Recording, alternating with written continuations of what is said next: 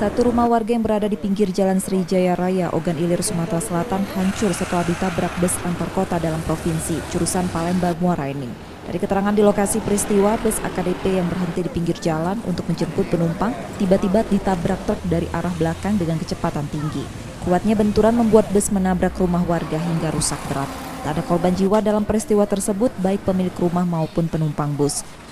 Bahwa mobil ini parkir di wilayah situ kan, nah ditabrak oleh truk tangki CPO. Oh, mobil ini. Ya, sekarang sudah di mungkin sudah di kepolisian mobil tangkinya. Jadi ini ditabrak dari belakang. Posisinya kalau menurut keterangan ini parkir. Peristiwa itu kini ditangani polisi dari Satlantas Polres Ogan Ilir, Sumatera Selatan. Yudi Kiswanto, Kompas TV Palembang, Sumatera Selatan.